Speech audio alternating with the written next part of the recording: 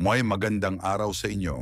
Ako si Horo Sweet Story at ngayon muli nyo matutunghayan ng isang kwento na meron katatakutan. May konting kurot sa puso.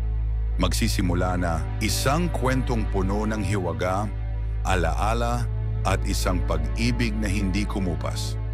Ang pagbabalik si Lira, isang 17 anyos na dalagita mula Maynila, ay bumalik sa probinsya ng Amihan upang magbakasyon sa kanyang Lola Rosa.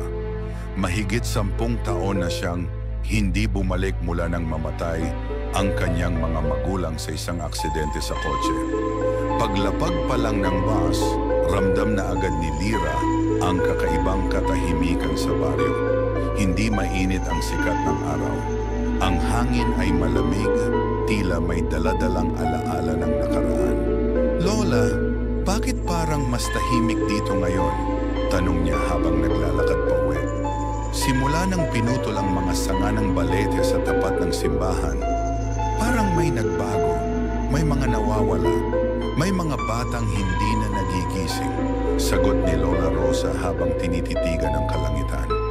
Ang matandang balete isang hapon, naglakad si Lira papunta sa lumang simbahan.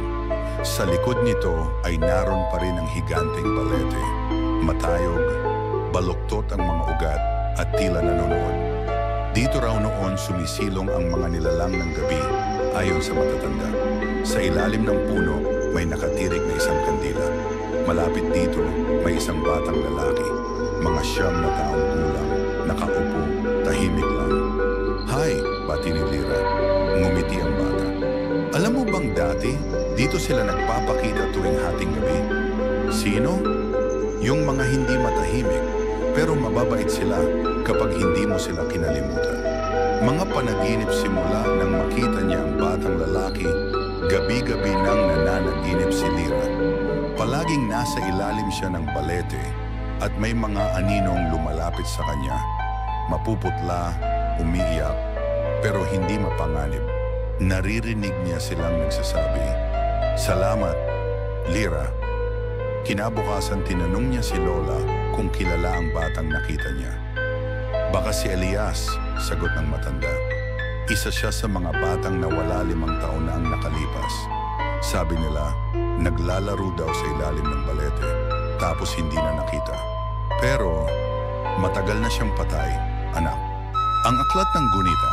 Habang naglilinis sa lumang aparador, nakakita si Lira ng isang lumang kwaderno na may nakasulat, "Gunita ng mga nawawala." May mga larawan ng mga batang nawawala, pangalan at huling lokasyon. Lahat sila nawala malapit sa simbahan at halos lahat nagsindi ng kandila sa ilalim ng balete. Ayon sa tala, may huling pahina, walang litrato pero may nakasulat, "Ang isa ay babalik. Siya ang magsasalba." Biglang lumamig ang paligid. Naputol ang kuryente.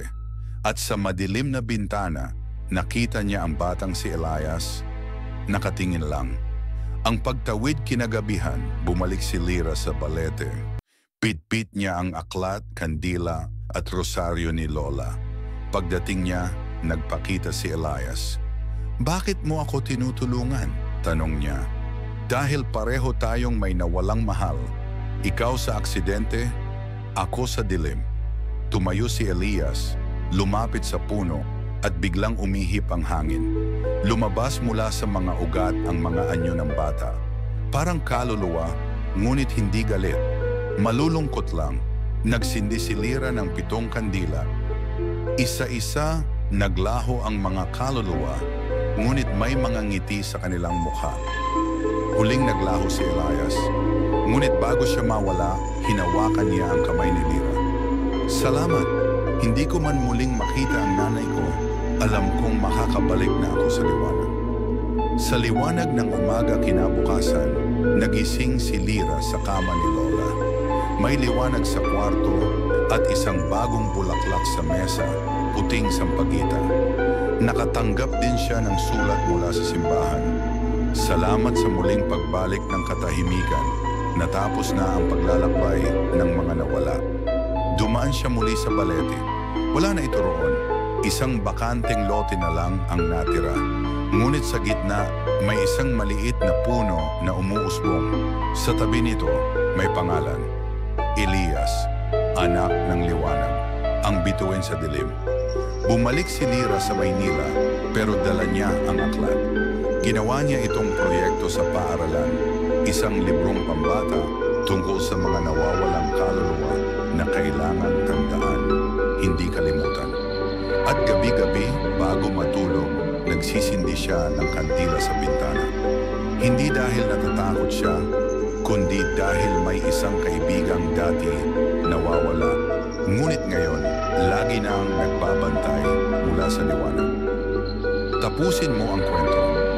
Kung ikaw si Lyra, itutuloy mo ba ang pagsindi ng kandila para sa iba?